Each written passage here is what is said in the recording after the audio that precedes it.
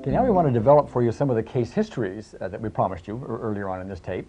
And we have a rather imposing list of these, actually. We're going to deal with someone with claustrophobia, a rather unique type of it. You'll see that. And there's chocolate addiction. Chocolate addiction was an inviting one. That was very good. A woman that had a rat phobia, that we had got great footage on that. And we did surprise her a little bit. You'll see that. And a little boy with some fingernail biting that gets over it rather quickly, a 6-year-old boy. And, right. Oh, and the next one is one of your favorites. It's an improvement in a golf score. Dramatic improvement. Yes, and it happens to be with Gary's own son. That's my son Adam, yes. That's right. Yes. And we dealt with a lady who showed up and told us about the lasting effects of some fear of public speaking that we'd helped her with maybe a year or so prior to that. Right. Relief of physical pain. We're going to see demonstrations of that. Some rather dramatic, I think very dramatic, especially with 2 of the ladies. But yes, and then on a serious note, we had someone that we dealt with sexual abuse, and that's the heaviest. That's probably the heavy on this one. And we also had a literal transformation of a lady, you'll see, who had dyslexia. Yes. And in moments, she's able to read out loud and understand, which she has never been able to do in her life. Anyway, that's some of the ones that we're going to be dealing with. But we're going to start first right now with Larry. And Larry's the one with the claustrophobia, the unique type of claustrophobia. And actually what you need to know about this is that Adrian and I did another one of our workshops in San Francisco.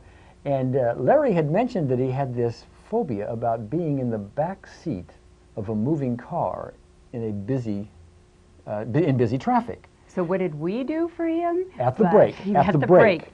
This is all done. What you're going to see is at the break in this workshop. We went and found a car which was a very small car, almost the size of a Volkswagen Bug. A little bitty Datsun. And put 4 of us in it. There was Larry in the back seat, Gary next to him.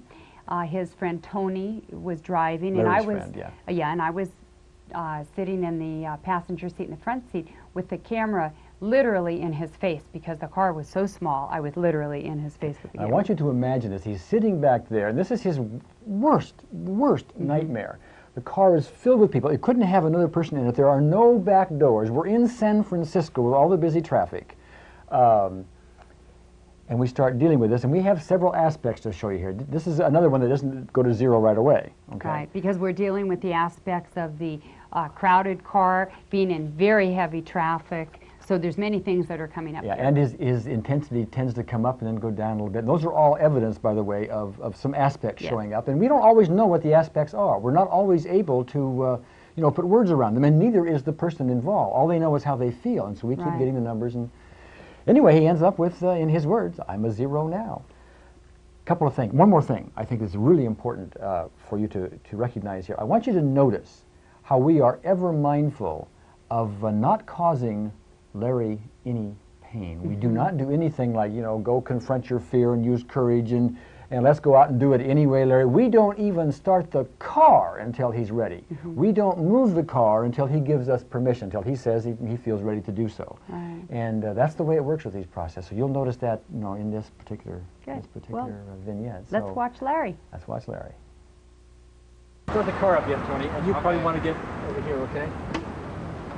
See now. Okay. Now on a scale of 0 to 10. Now the breathing gets heavy. Okay. Now you know what's going to happen, or it may happen. See, now it's closing in. Okay. Okay. If I were to close the door, would it be worse? No. Well, I don't know. Okay. On a scale of 0 to 10, what is your emotional intensity right now? I would say probably a 6. About a 6. Yeah. Okay.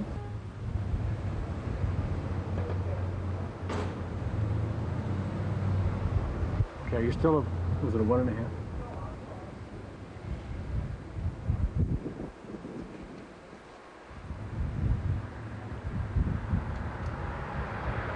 At the moment, I would say it's probably a 0. Okay. Yeah. Tony, start the car up. I don't know what would happen if the car moves. Okay. Well. Okay. Well, we will move the car. We'll start the car up for now, and tell me if it goes up. Okay. Remember, we're not into pain here. No, no. This is not confronting your fear. Go ahead, sir. Oh yes, I forgot. It's easy. Okay. Is it going up at all? No, but my logic tells me it's not moving either. Okay, we're not dealing with logic right now. We're going to get to your emotion, okay? Now it begins. Okay, don't move the No, car. no, I won't panic. I mean, I'm not going to yell or Yeah, get but I don't even want you to hysterical. move the car. Tell me on a scale of 0 to 10, what is your emotion right now? I'd say a 4. You'd say a 4. Yeah. Okay.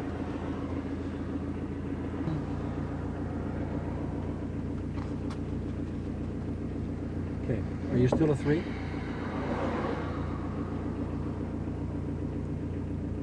I'd say about a 2, 1.5, 2.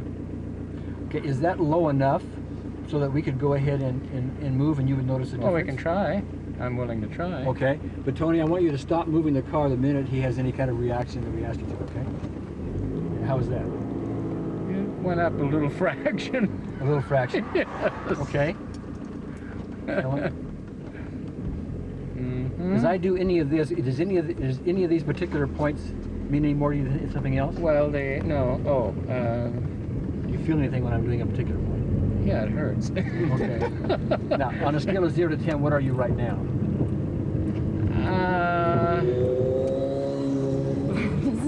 This is the camera I woman's would challenge. say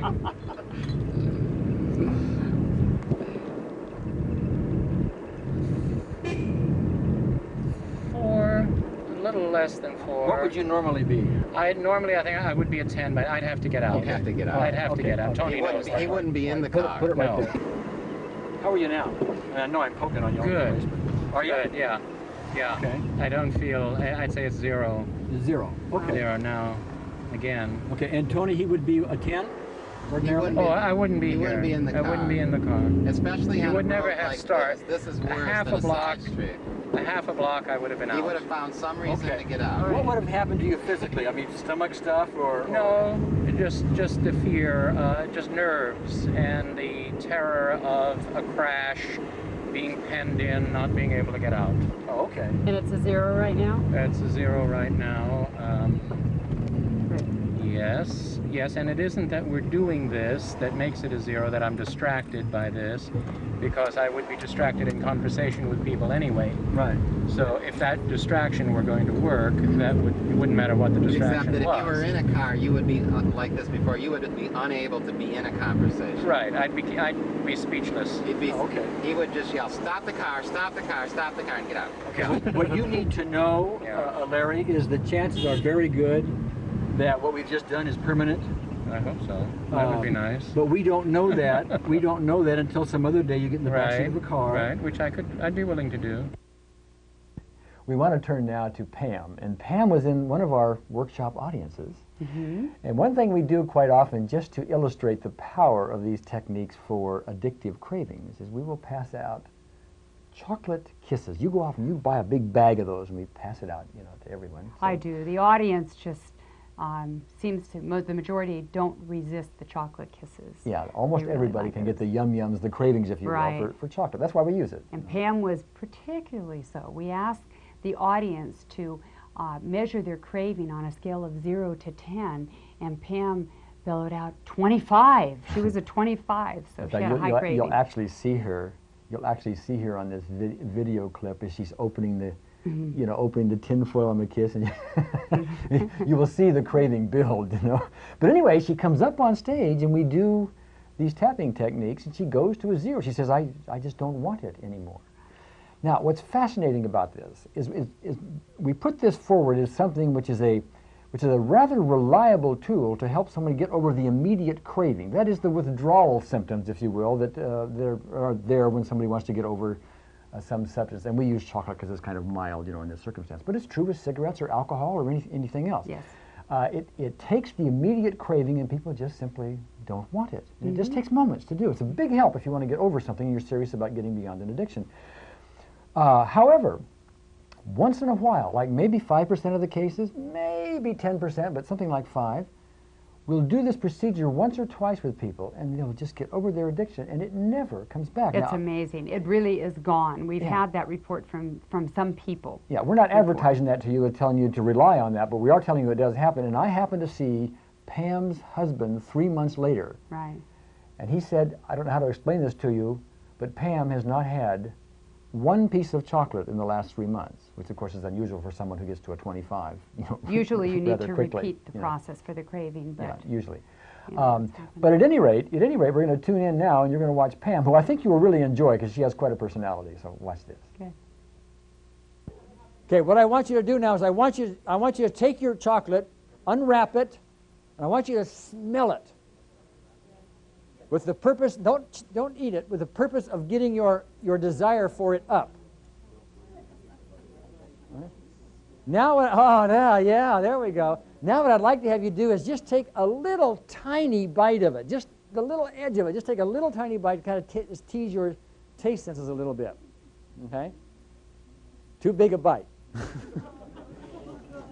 Pam, on a scale of 0 to 10 now, what is your desire to finish that chocolate right now? I want to get this 25. On a scale 25. It's 25? Okay. Okay, now I want you to look at that chocolate and think of how wonderful that would be, and I want you to just tap right here on your eyebrow, okay? Think of how good that would really be, okay? Tap on your eyebrow. Now on the side of your eye. On the side of your eye. 80% of your issues can be addressed by what I just gave you, which is written up in here.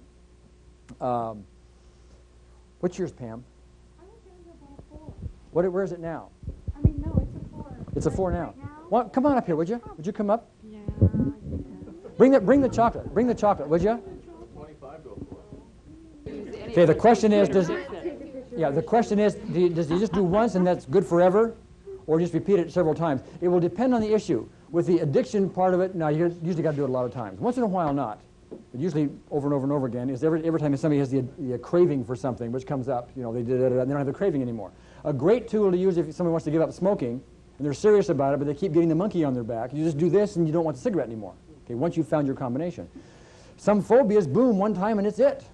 That's it. Okay, so it varies. How do you feel standing up here? Fear of public speaking? I did. I'm okay. Do you usually have fear of public speaking? Yes. Yes. On a scale of 0 to 10, how do you feel now about standing up here?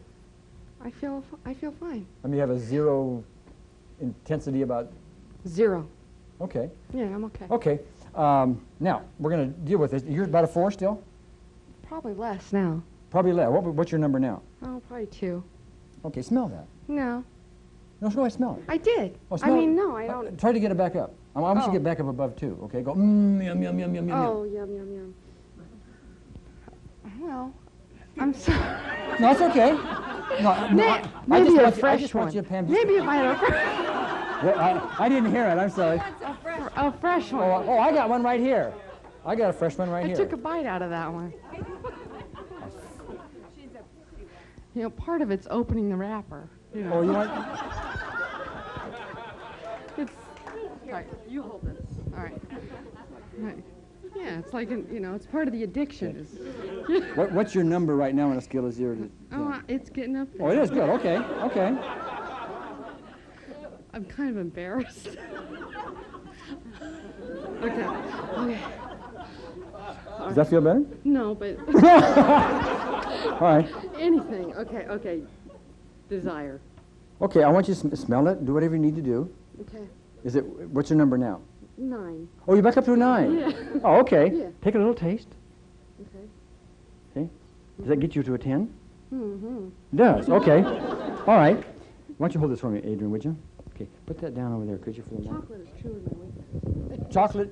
Do you hear an affirmation there? Chocolate is my weakness. No, chocolate is truly my weakness. Truly my weakness. Okay. Or do I want to hold it? No, you stand here right in front of me because we're going to do this one-on-one, okay? Okay. And Adrian, I probably want to have you, the camera can watch this from over there. I probably want to have you up here. You're holding the chocolate for her. Okay, can you do that?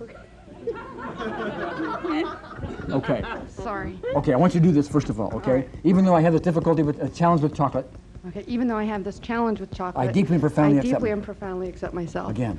I forgot the words. Even though I have this challenge with chocolate, Even though I have this challenge with chocolate, I deeply and profoundly accept myself. One more time. Even though I have this challenge with chocolate, I deeply and profoundly accept myself. Okay. First of all, I don't know if it's going to work with her or not. Okay. I really don't. But I'm showing it to you to show you how the whole process works. Okay. Okay. I want you to look at that chocolate. Think how good that is. And I want you to tap it in your eyebrow. Well, there's something about her holding it up. Oh. Here, let me hold it. You hold it. Okay. All right. All right. Here. Over here. Why don't you look at that chocolate while you're doing it, huh? Yum, yum, yum. Yum, yum. Okay, under your eye. Okay, here, I'll do it here. On your collarbone right there, you can stop here. Okay, raise your arm up for me, would you? Okay. Look at how that chocolate... I really don't want it. I mean, I really don't want it. Oh, you were 9 a minute ago. I know, but I really don't want it. I mean, one of the other points, obviously, because I really don't want it. Oh, okay. This next episode was quite a surprise to Becky. Now, Becky attended the very same seminar that Pam attended. But early on in this seminar workshop, you know, I asked the audience, even before it started, I said, how many of you here have really intense fears about something, phobias? And Becky raises her hand and I says, what up? And she says, mice and rats and things like that. And I said, yeah. Okay. And so, of course, what I did was I went across the freeway to a pet store, and I brought back a rat in a cage, and the only ones that knew it was there was myself and Gary, and we were going to help Becky, unbeknownst to Becky. Yeah, she didn't know about that. In fact, we had the rat behind the podium. Yes. Okay. Now, I asked Becky later on when this was about to happen, what would happen if she saw a mice or rat in front of her, and she gives this really intense response. You'll see that. And she comes up on stage. And to give you some idea of how intense her fear is of this, her hands actually sweat when she's up there just thinking about it. Okay. In fact, I feel her hands, and they're just wet from doing that. And she ends up, as you will see, with her finger in this rat cage, with this rat nibbling and licking her fingers. Yes. And she's saying, I don't believe I'm doing this. I am doing this. Now, a good point to bring out here is that her phobia was very severe to this rat with the sweating hands, and she was very fearful. But indeed, it was a very easy process to get through. There weren't aspects, there weren't layers there. Yeah, this is a good example of how quickly it happens sometimes. You know, we just did a couple of rounds of tapping, and that was about it. Right. And the next thing you know, after the seminar, she was so enthralled with her freedom that she after the seminar went and put her finger in this rat cage. You know, and enjoy Becky. Yes. What would happen, Becky, if I put a mice or a rat on your table right there? I would probably knock over the table and get the hell out. I mean, I want to be away from this thing, and the blood would go from my head, and I would probably scream, and I would want to not be in this room until I knew somebody physically removed this thing and it couldn't get back where I was in the same room. Okay. How long have you had that? I think all my life. Okay. As long as I can remember. I don't know if I'm going to be able to help you out, but I want to point something out to you. There is no rat here, right? Anybody see a rat or a mouse or something like that? Right? Okay. So you would think because there is none that Becky really couldn't have any progress, you know, in that, because it's not here to test. But that's not true, because as long as Becky thinks about that, and we treat it, assuming the combination I find for her is appropriate, and I don't know that yet, so we got about a 50-50 chance here, actually. Well, you want to try it? I would love to. Why don't you come on up here? This may be the last time you ever have to deal with mice and rats, but maybe not. I don't know. Okay. I already broke out in the sweat just talking about. Oh, you did? Yeah. Okay. All right. What I want you to do now is first of all, on a scale of 0 to 10, as you think about if there were like a rat right here, what is your anxiety right now about thinking about a rat or a mouse? Well, he's not right here, so. As you think about it, you think about it right there. Think about that, and there it is. 10. It's a 10 as you think about it. Yeah. Okay, all right. Well. Now, why? Getting a feel. Yeah, it's something like that. Okay, I want you to do this. Even though I have this challenge with rats. Even though I have this challenge with rats. I deeply and profoundly accept myself. I deeply and profoundly accept Even myself. though I have this challenge with rats. Even though I have this challenge with rats. I deeply and profoundly accept myself. I deeply and profoundly accept myself. One more time. Even though I have this challenge with rats, I deeply and profoundly accept myself. I need to take your glasses off. Is that okay? Yeah. Okay. Okay, I want you to think about the rat. I'll just say rats, and I want you to tap right there for me, okay? Should I bring him closer? Yeah. You tell me when to stop, okay?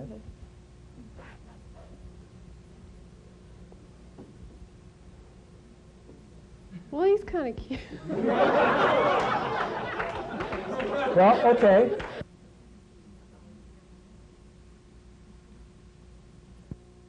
After the seminar, Becky was so intrigued with the freedom from her fear that she tested it out to see if it was too good to be true.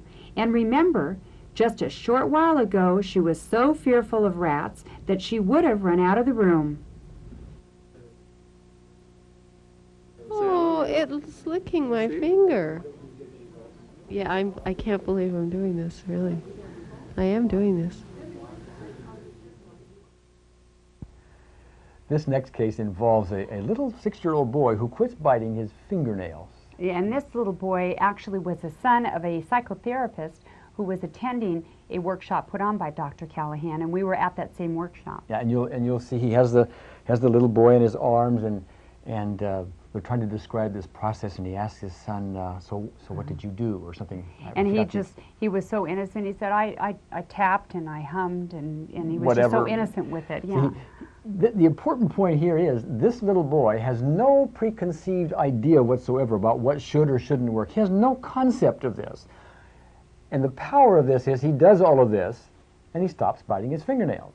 And I think that's really delightful to watch, because a lot of people, some people have the view, by the way, that the reason some things work is because you have to believe in it or something like that. And there may be something to that, but it's not true of these processes. These processes will work whether you're skeptical about it or not, or whether you haven't the slightest idea of what it's all about, like this little boy.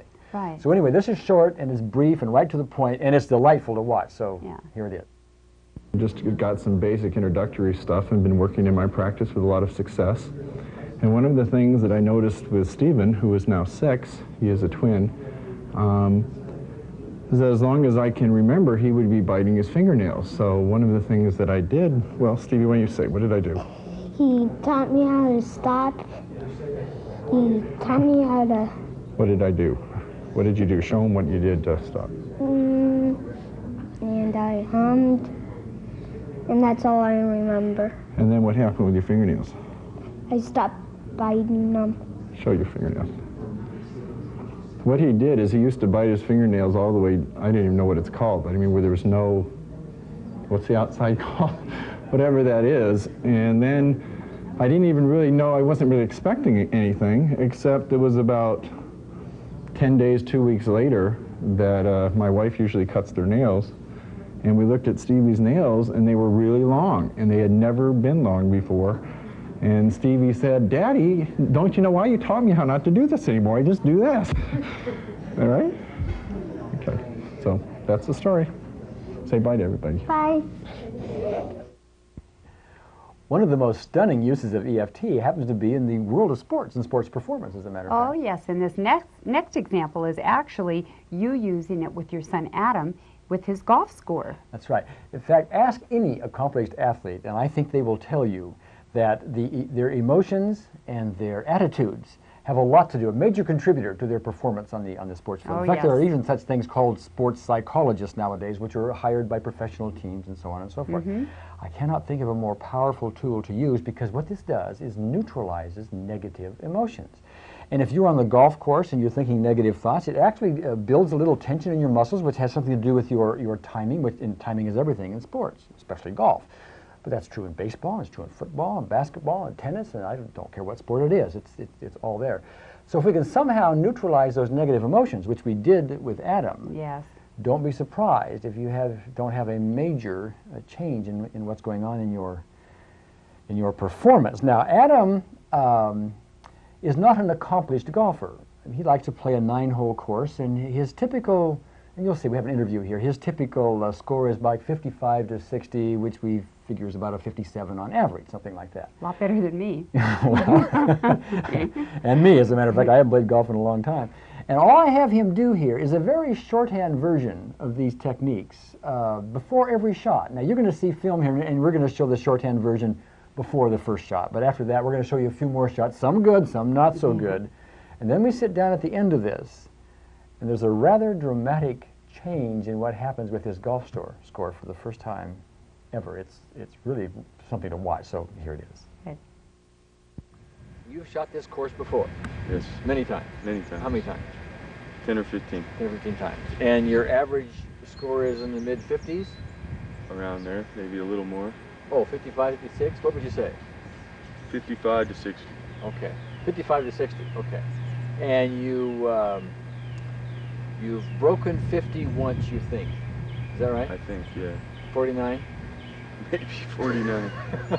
So what we're going to do is we're just going to have you play your regular game. Whatever you do, except we're going to do some of this tapping techniques in between just to see if it changes your game at all today. Okay, rub the sore spot. See, I accept myself even though I might have tension here. I accept myself even though I might have tension. Once more. I accept myself even though I might have tension. Okay. Now tap on the collarbone, under your eye, on the collarbone, under your arm, on the collarbone, under your eye. All right, go ahead.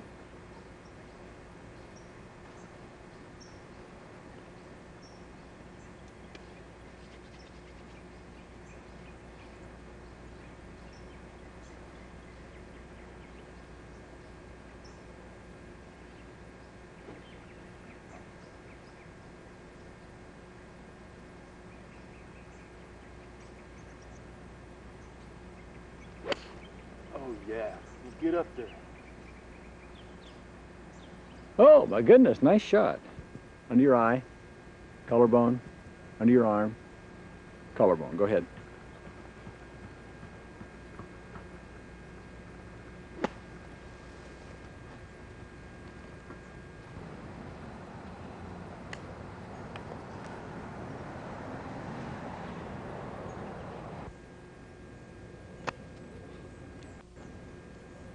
This is his fourth shot on this par 3 hole.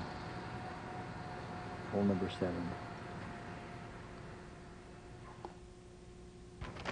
Now we finished the 9 holes, and you totaled it up. Yes, I did. And what did you get? 42. To be complete here, Adam and I tallied the score after what you just saw on this tape. And the actual score was not a 42, it was a 43, so I wanted to make sure we were square on that. Nonetheless, that is a 14-stroke difference from his average score of 57. That is dramatic, on 9 holes, by the way. And that is dramatic in anyone's book. Oh, yes. We're going to turn now to a workshop we did this was just a few weeks ago. 5 or 6 weeks ago. And one of the participants in this, there's about 100 people, I think, in this workshop. And one of the participants came up to you. She came up to me during the workshop, and she said to me, "You probably don't remember me, but I met you about a year ago when you were talking to such and such a group." Yeah, she was at another workshop. Yes, yeah. And she said, "I worked on a fear of public speaking." And she said, "I just need to tell you, I haven't had any fear since." And I said, "Would you mind telling the audience that?" So go ahead, pick up from there. Then Adrian interrupts me because I'm up on the stage doing this, and so we give her the space. She's in the back of the room. What I want you to notice is this is a lady who had an intense fear of public speaking to the point where she really wanted to work on it in this previous workshop. Notice how poised and how calm she is. And this is now a year or maybe a little later. And she has done no tapping in the meantime. We had this one session with her one time, and here she is as calm and relaxed and as poised as she could be. This gives you a good example of how permanent and how well these processes Very hold. good example. You know, so watch this one. Cheryl just came up to me and said, and asked when we had spoken to the group last. I said, I don't know, 2 or 3 years ago. And she shared with me this. Would you say, Cheryl? I was in the group when you went to the CCC office in Santa Clara. Uh-huh. And you did the tapping on me for the public speaking. Oh, okay. Oh, yes, I remember that. Yeah. Right. And I don't have that problem now. Oh, good. All right, great. And I was just sharing that with her. So yeah, it did last. After the workshop, 3 women had come up to me, and they had some issues that they wanted to work on. And so I brought them on up to the stage to see Gary. And Gary, why don't you tell them what happened? Well, 2 of them had already been on stage, actually, earlier in the workshop, and they had dealt with some physical pain. One of them had just a dramatic change. You'll see her talk about that. She was in an accident like 10 years ago, and she could not move her arm very hard. In fact, she was talking to you about something about how hard it was to move her. This is not on the tape, but it's something she told you. Yes, afterwards, after you had worked with her pain, I went up to her and asked how she was doing, and she shared with me that with great emotion, for the past 10 years, she had not been able to raise her arm high enough to put deodorant on, and said that she just felt so emotional that now she could actually move her arm that way. Now she does this. Yeah. The other lady had almost an identical physical pain. They could not move her shoulder up, and we worked with her some more. Right. She had gotten her pain on stage from an 8, I think, to about a 4, and then it went down to a 3. And we got it down to a 0 where she can't even move it. Interesting process to watch. Right. The third lady had a very severe cigarette craving. And this is the one that had a substantial issue with rejection by her father and sexual abuse. And it's probably the heaviest one we'll be showing you. We're going to show you all 3 of these people, almost non-stop. There's little or no editing going on here, so you can see the whole thing from beginning to end. I think this clip lasts about 20 minutes. So, Good. So watch. Come on up here, dear. All right, thank you. How's your arm? Look at that. How long since you've been able to do that? About 10 years. Okay. This morning to put deodorant on, always have my arm on the same to lean over. Yeah. Okay, and it's been about 10 years? Yeah, so I had broken my arm. Okay. And I had physical therapy and everything. I'd like to have you use your intuition for me for something. What do you think intuitively happened? Why can you now move your arm up here? I know we tapped all of your body. I have no idea. Okay. I mean, I'm sorry, but it's hard to believe. You know, when you see something like that happen. Yeah. It's just I know. See if this lands with you at all. Okay, and I don't want to put thoughts in your head. I just want to see if it makes sense to you. Okay. Somehow or other, there is some emotional thing going on with you that has showed up here in your arm. Other people, it shows up, you know, in their stomach or whatever, their vision or headaches or whatever the case. My guess is it probably showed up here, and we released that by doing the tapping. I don't know this. This is my speculation from experience. I was told that my arm was separating from my shoulder. Some type of something or another. I don't know. Okay. I had broken it at one time, and then. Okay. What is interesting is, quite often we can have you take X-rays, and the doctor can show you this is happening and that's happening, and that's why you're having the problems, and so on and so forth. Yet we'll do this tapping, and we'll have an experience like you just had, which is nothing short of, in your view, miraculous, I would guess. Okay. And yet it's not explainable through X-rays and other medical technologies. My guess what happened is that you were storing a lot of emotional stuff, and it's just showing up here, and we released that. Whatever it was. Yeah. Thank you very much. Okay, good. All right. How's your neck? Well, I'm about a 3. I want to know. Oh, is it coming back again? No, we were down to a 4. Oh, come on up. We'll see if we can't do some more. Okay, we were down to a 4. It's getting a little better. We were down to a 4. Now it's a 3, and I want to see if we can. Okay, well do this for me. Move your arm in such a manner where can you get above a 3 if you want to? Oh, can I get worse? Oh yeah. If you want to. If I aggravate it, I'm. Then I don't want you to hurt yourself. Okay. But can you get to, let's say, a 5 or 6 without hurting yourself? Can you? All right. No, is that a 5 or 6 right there? Okay, let's deal with that, just so you know where that is, but that doesn't cause you damage. No. Okay. All right. I accept myself, even though I still have some of this pain left. I accept myself, even though I still have some of this pain left. Again.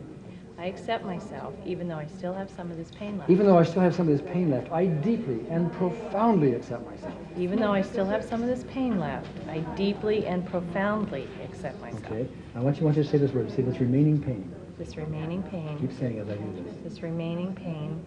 This remaining pain. This remaining pain. This remaining pain. This remaining pain. Now look at me. By the way, did that hurt you to do that? No. Okay, look at me. Close your eyes. Open your eyes. Hard down right. Hard down left. In a circle. Other direction. Happy birthday. 1, 2, 3, 4, 5. Happy birthday. Okay. And this remaining pain. This remaining pain. Keep saying it. This remaining pain. This remaining pain. This remaining pain. This remaining pain. This remaining pain. Okay, now move it to where it was, like 5 or 6 or something like that, and tell me what it is now.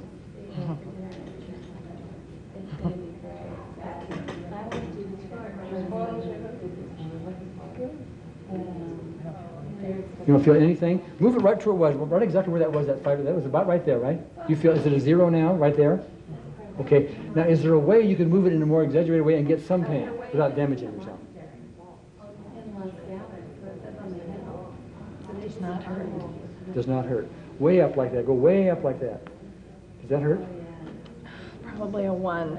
I mean, I can really It's a 1, okay. Really, like, try to. Then move back, move it back. Try to make it. I don't want you to hurt yourself, damage yourself. Right there. But do what you can do. Right there, it forces it to a 2. To a 2. Okay, well, let's just deal with that. Maybe we can get the rest of it, okay? So even though I still have some of this pain left, Even though I still have some of this I pain left, deeply and profoundly accept myself. I deeply and profoundly accept myself. Again. Even though I still have some of this pain left, I deeply and profoundly accept myself. Once more. Even though I still have some of this pain left, I deeply and profoundly accept myself. This remaining pain. This remaining pain. This 2 pain. This 2 pain.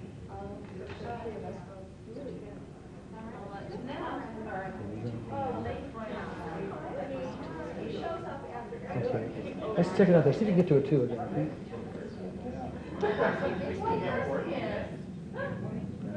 Okay, it's all gone. Now remind me, Cindy, how long have you had that? 3 years. Oh, 3, that was right, 3 years. Have you ever been able to do that in 3 years? Not this high. Okay. Okay. Well, have you never been able to do it without any pain? No. Oh, okay. And I'm curious what kind of help you've had. Chiropractors, medical doctors, surgeries? Therapy. Physical therapy. 3 years. Okay. Done by an MD or a physical therapist? Yes. By an MD? Oh, okay. All right. And have you had... And a physical therapist. And a physical therapist. Have you had anything like this in those 3 years? No. Result like that? Okay. I haven't. Okay. Anything else we can... There's nothing else I You're gonna need. give me another? Okay. Thank you. This All right, is great. wonderful. Okay, Cindy. Oh, well, I took your phone number, so Okay, I'll call good. you. All right, great. And I'll walk around town tapping. I'll do it. Thank you very much. You're welcome. Are you waiting to see me, anybody? She's going to do a stop smoking thing. Do you want a cigarette? Okay. Yeah, I want a cigarette on a scale of 12. You got one in your purse? Yes, I do. Why don't you bring it up here? I want you to know I am so addicted to this. I do get violent feelings. Oh, you do? Oh, I do. Am I in trouble? No. Okay. No, but I'm in All right. trouble because I've tried everything to stop this. Is that right? Couldn't be any more than it is right now. Okay. All right. All right, I'm going to put it right there because I want you to... Matter of fact, could you help us out a second? Because what I'd like to have you do, and just don't get in the way of the camera, if you stand up here a second, I'd like to have you hold that cigarette so it's right in front of her so she can see it, okay? And if that's bothersome to the camera, would you let me know? It's fine. Okay. All right, give me your hand. All we're going to talk about right now is the immediate craving for that cigarette, okay? So even though I crave that cigarette big time, I Even deeply though and I- profoundly accept myself. Crave that cigarette big time. I deeply and profoundly accept myself. Again. Even though I Even crave though that I cigarette, crave take a look that at cigarette Big time. Big time. I deeply and profoundly accept myself. Yes, again. Even though I crave that cigarette big time, I deeply and profoundly accept myself. I want you to keep looking at that cigarette, okay? I'm just going to say, would that cigarette ever be good? Because I'm talking to your subconscious mind. We would love to have that cigarette. It would really feel good. Taking a big drag out of it and so on. It would. Now, would you look at me now? Okay, close your eyes and open your eyes and look hard down right, hard down left, and roll them in a circle. Other direction. Okay, happy birthday. Happy birthday. Happy birthday to you. 1, 2, 3, 4, 5. 1, 2, 3, 4, 5. Happy birthday. Happy birthday. Okay. Okay, look at that cigarette. Good looking cigarette, okay? Okay, you can stop coming there. I'm sorry, that hurt you? Yeah, it hurt. I'm sorry. Okay. Are you still a 10? No, I'm really not. Okay, give me a best estimated number. Maybe a 5. Maybe a 5, okay. So even though I still have some of this craving left, Even though I still have some of this I craving deeply and left, profoundly accept myself. I deeply, profoundly accept myself. Even though I still have some of this craving left, Even though I still have some of this I deeply craving accept left, myself. I deeply accept myself. Deeply accept myself. Again. Even though I still have some of this craving left, I deeply accept myself. Okay. I want you to look at that cigarette. I'm going to talk about the craving. That would be a good cigarette if you can have that cigarette. Are you still a 5? No, Give me your best estimated number. probably a 3. Probably a 3. Even though I still have some of this craving left, I deeply accept myself. Even though I still have some of this craving left, I deeply accept myself. 2 more times, quickly. Even though I still have some of this craving left? Craving left, I deeply accept myself. Even though I still have some of this craving left, I deeply accept myself. Okay, take a look at it. Now, why don't you put a little closer, okay? You want to keep her tuned in. Look at the cigarette. I don't mean to hit you. I'll take a little lighter here. Okay, you're still a 3? No. Best estimated inner number. Probably a 1 or 2, really. Okay, I want you to take a dry drag off of it, okay? Would you do that for me? Mm-hmm. And see if what I want you to try to do is to try to get your craving for it up some. So take a dry drag off. And imagine how good that would be if you really had it. Good, huh? Is it still a 3? Does it get higher? No, it's pretty low. Well, let's just pretty do it. amazing. Here, hold this. Let's just do this and go around, okay? Even though I still have some craving for that cigarette, Even though I still have some craving for that cigarette, I deeply accept myself. I deeply accept myself. 2 more times. Even though I still have some craving for that cigarette, I deeply accept myself. Even though I still have some craving for that cigarette, I deeply accept myself. Okay, let's put on your nose again, okay? Okay. You're still a, what was it? I forgot your last number. Is it a 2 or what? It's 2 or 1. No, I don't really want it right now. You don't want it right now? I really don't. Okay. Now here's the beauty of this. We have not probably broken your cigarette addiction. We probably have not done that. Although I will tell you, sometimes that does happen with one process like this. Chances are your craving is going to come back. But when you are serious about giving up the cigarettes, the biggest impediment in your way, as far as, in my experience, is overcoming the withdrawal. The monkey gets on your back, you may want to quit very badly, but here comes the withdrawal, which is really anxiety coming up. That's what it really is, and so this cigarette's your favorite tranquilizer, etc. Yeah. If you will do this tapping procedure every time, you will have happen what just happened here. You really won't want it for now. It comes back again, you do it again. But it's a great substitute, you know, while you're getting over the hump. And once you've done that, all anxiety that drives, you know, having a tranquilizer, which is what that is, subsides. The energy system is stabilized. And then you're over your addiction. Okay? You want it? Well, I've known, no, I don't really want to have it now, but I'm not going to throw it away either. Okay. I really don't want, I mean, I had to get out of this room to have a cigarette. I know you did. That's why I wanted to see this. I've known for a long time that this stuff's down anger. I've never had any doubt about it. Because when I stop, I get really angry. Oh, okay. And so that's a form of a tranquilizer. It's a form of a protection for you. When that stops, you know, some people just have anxiety, but yours shows up in the form of anger. And what you need to do is do that emotion, you know, the tapping, every time you have something that you get angry about.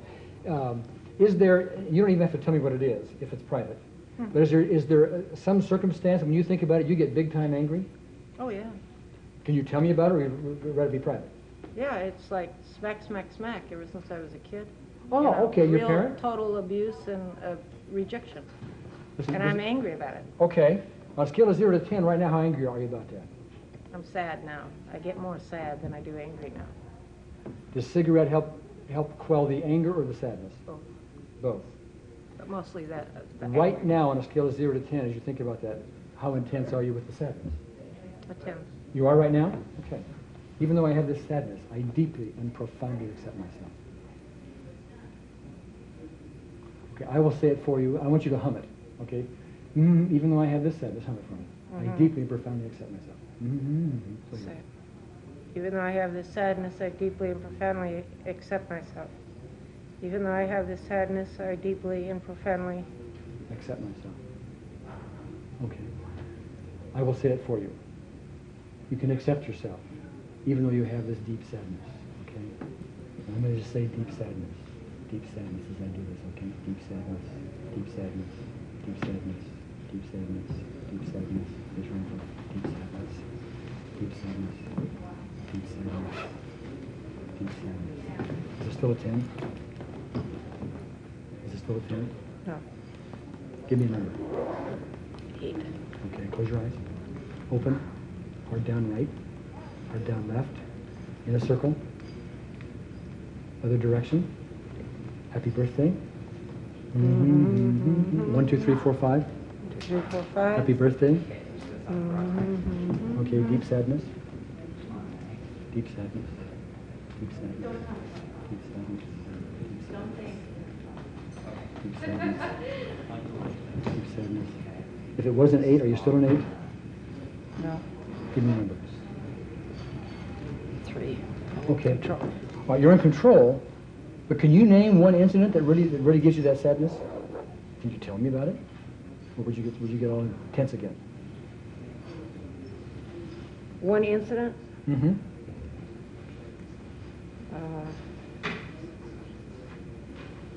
Yeah, anytime I'm rejected. Okay, but By somebody I care about. okay, but I'm speaking about an incident in your past where the abuse occurred. Where when you think about that, it gets to you. The worst one. My father raped me. Okay. Was it once, twice, or lots of times? A lot of times. Lots of time. Is there a most intense time that comes right to the top? Yeah. On a scale of 0 to 10, as you tune into that, are you a 10? Are you a 3? What are you? Nothing. I don't feel anything on it. Oh, you don't? Is that unusual for you? Yeah. Okay. The tapping is straightening out your energy system. That very intense thing is done there. Chances are, Veronica, what's going to need to happen, and we have to have time to do this, and I have to do it on the phone, whether you can give me a call, and I have the ability to do this over the phone. Mm-hmm. Okay. We can take any of those events, and we will straighten them out. We will not change what happened in the past. I understand. But your emotional response to it is going to fade. You just won't be carrying around that baggage, to use that metaphor. Okay? Is there anything that you can think about that causes you emotional difficulty now?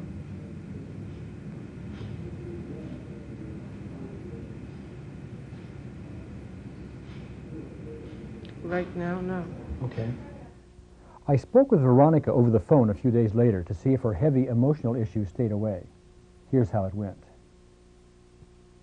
It was an ever-present feeling, this sadness feeling? Yes. On a scale of 0 to 10, how intense did it tend to be? It would hover around a 10 to a 7. You mean like daily, all day long? Oh, yeah. Oh, okay. What is it right now? I don't have it. It's a 0 right now? Right. And it fell to 0 as a result of our tapping. Yes. When we did it on videotape. Mm-hmm. And how many... This is now, what was Friday? This is now Monday, right? So it's a whole weekend later? Right. And it's been 0 ever since? Yes, it has. Okay. I'm very excited about it. And I haven't really shut up about it. Oh, yeah. You haven't. Have you been telling the world? Well, not exactly the world, but my small nucleus of the world, yes. What we want to show you now is an incredible example of instant transformation. Mm. Adrian worked with Norma, who was actually a vet in Los Angeles who had heard of our work that we were doing with the emotionally disabled veterans down there, and came to see us because she had dyslexia. Yes. She had to read things 4 or 5 times her entire life before she could ever make sense of them, and would never read out loud. Right, and she even mentioned that before she would be able to read a story, a bedtime story, to her son at night, she would have to read the story 4 or 5 times to herself before she could even read out loud to her own little boy. Yes, and she had never been able to do what she ends up doing in this, and that is to pick up a newspaper article, read it, and comprehend it out loud one time. In fact, she even says at one point in here, I don't read out loud. Oh, that was, and I said, that was amusing, because I said, what do you mean you don't read out loud? And she said, well, I don't do that. Yeah. And Meaning, basically, I can't read out loud. That's right, right. Although she doesn't say it quite that way, it's rather plain in the context of what's going on. Yes. But when I say transformation here, I want to make something really clear. You will not see this transformation if you're looking for someone to do handsprings. Oh my God, I've never been able to do this again. She's and very now look, quiet. And look. She's very quiet about it. She's very subdued. She really doesn't, she's looking like, did I really do this? Yeah. You will ask her questions and she'll just have this long response, a long silence before she answers, because she doesn't, and this is typical, by the way. This is very typical, and we're telling you this because people you work with or yourself, you may have some absolutely transformational things going on with you, and you don't quite know how to deal with it. How do you deal with a lifelong inability to pick up something, read it out loud, and understand it? Well, you've never been able to do it before. That's right. Ever. And all of a sudden you did it. How do you digest that emotionally? you see. And so some people, of course, will do handsprings, and we do run into that, but most people do not. Most people just don't know how to respond to that very well. So what we're seeing here is actually the work that I've done with Norma, and you'll see her read, and she pretty much can't believe that she's doing it, and she's comfortable with it. I followed up with Norma and called her a few months after we had worked with her down there, and she shared with me, I said, how are you doing? And she shared with me, interestingly enough, that she's just gotten a new job, and in this new job she was required to read out loud. Part of the job. That's right. Which she could do with great facility. Yeah. This is dyslexia, by the way. And I don't want to put out here that either you or I are experts at all in dyslexia. Right. We have a phrase here which you've heard before and read in the manual. We try it on everything. And we're not going to say everybody who uses this for dyslexia is going to have this kind of a dramatic improvement, but it's very obvious here. It's probably more obvious to you than it is to her to begin with, and I really want to point that out. However, the question we're often asked when people see these dramatic results is, does it last? And here you have the example of this one session we had with her, just one, in moments, everything changed and she gets a job that requires reading out loud. You know? Anyway, tune into this one and watch it carefully. There's a lot of lessons in here. I come from a family of 7 children. All my brothers and my sister were straight A students. They were all honor roll students, and I just barely made it through school. You know, so I just always thought, I can't read. Now, with the dyslexia, is it just slows your reading down? The way they explain it to me is, because I thought if you were dyslexic, you wrote things backwards. I do, if I'm in a hurry, write things backwards, numbers backwards. I do, if I'm in a hurry, read numbers backwards. But even on a unhurried, normal basis, I read things over 4 or 5 times before they make sense to me. If I had you read it out loud. I don't read out loud. You what? I don't read out loud. And why is that? Because of the dyslexia? I think because, yeah. Okay, on a scale of 0 to 10, how high is the anxiety about reading out loud? It really bothers me. It looks like a 10 to me, because I'm seeing your legs shake. Is that right? It really bothers me. Tap. I'm going to tap for you, as a matter of fact. Okay, think about reading out loud.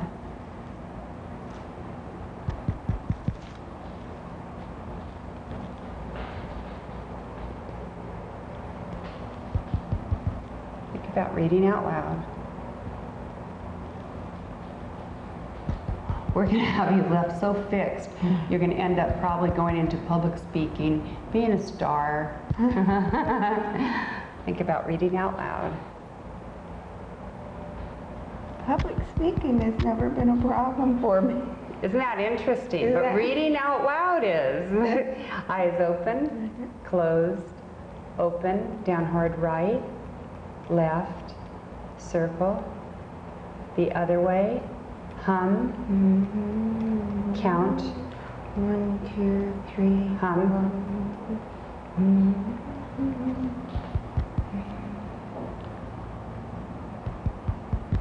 Reading out loud.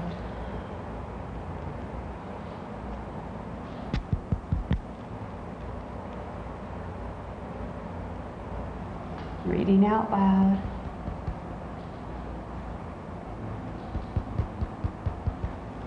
Okay. What you feel like? It's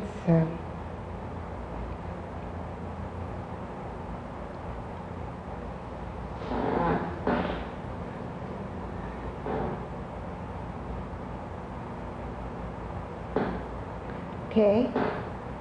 I can relax my leg. If I think about it, I can relax my leg. But you have to think about it. Yeah. If you think about reading out loud, and on a scale of 0 to 10, how high is the anxiety?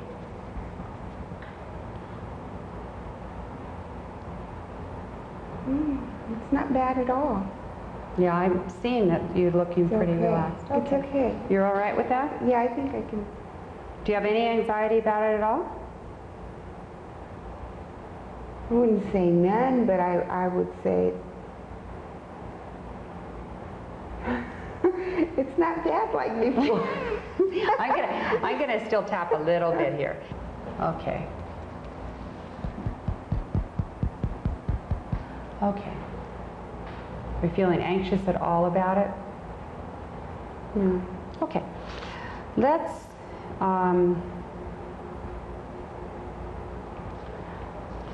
see. Why don't we have you read? We started with the farmer's market thing. Let's continue with that, so it's within some reason. And if you could read, the second paragraph is actually a full sentence. Could you read that out loud for me? 25 farmers will be setting up tables and selling their homegrown fruits, vegetables, and flowers on the 300 block of North Canyon Drive in the city's business district from 9 to 1. Okay. Is that this whole sentence? Yeah. Okay, don't read it again. Okay. You were tempted to go back, I think, just then and read it again. Yeah. Right?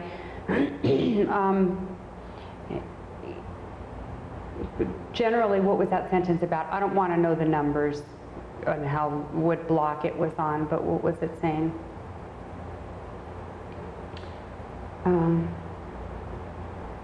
Farmers are going to set up.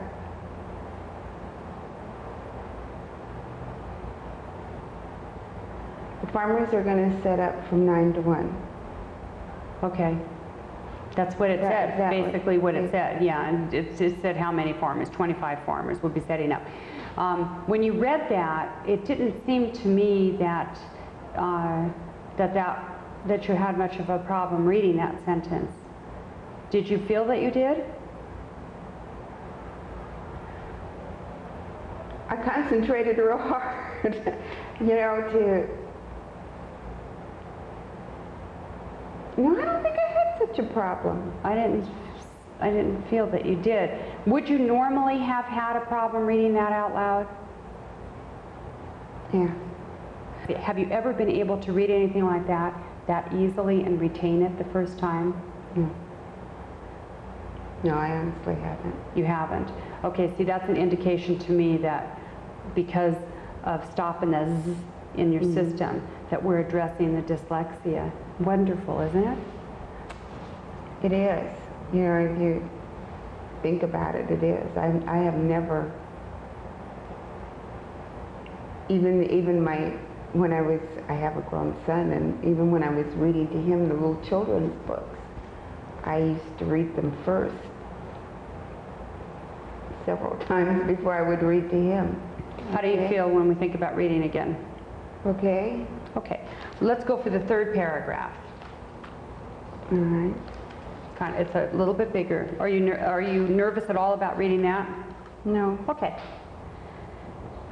The market will attract city residents and provide a spirit of community as well as draw out of area shoppers to what has been a sleepy street on Sunday mornings, said Beverly Hills Councilman Tom Levine, who initiated the idea for a farmer's market. This is going to be a very enjoyable weekly event.